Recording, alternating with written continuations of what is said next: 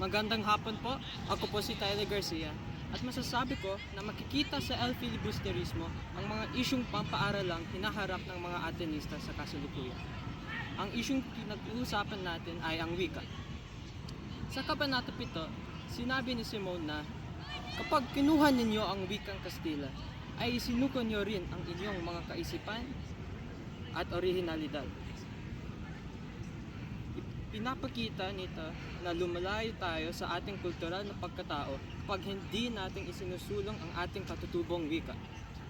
Gayunpaman, hindi tulad ni Simon na pinahahalagaan ang kanyang kultura ng mga estudyante na walang ganitong antas na pagpapahalaga.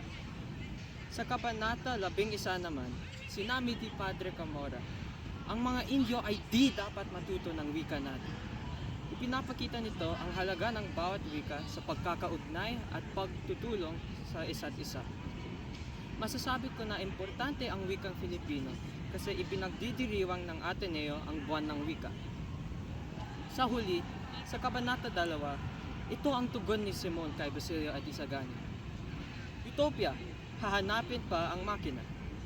Ginamit ng mga estudyante ang simbolismo ng apoy at tubig upang ipakita ang sistema ng Pilipinas. Ang tubig ay ang mga nasa laylayan at ang apoy naman ay ang mga nasa kapangyarihan. Sinasabi nila na pwedeng magsama ang tubig at apoy kapag may kaldera, na simbolo ng edukasyon. Pero, tinawanan ni Simon ang ideyang ito dahil alam niya hindi sapat ang edukasyon para sa mga Indio. Tulad dito, baka hindi sapat ang edukasyon para sa mga Atenista na nahihirapan sa Filipino. Dahil kahit may asignaturang ito, marami pa rin ang nahihirapan magsalita sa Filipino. Sa kabuuan, ang El Filibusterismo ay nagpapakita ng mga problema na hinaharap ng mga estudyante araw-araw.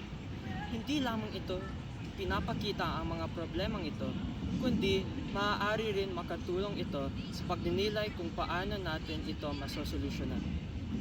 Tulad sa kwento ng El Filibusterismo, hindi sapat ang edukasyon. Ang mungkahi ko dito ay maggawa ng mga pastil na nagtataguyod sa halaga ng wika at kultura ng Pilipinas. Maraming salamat po.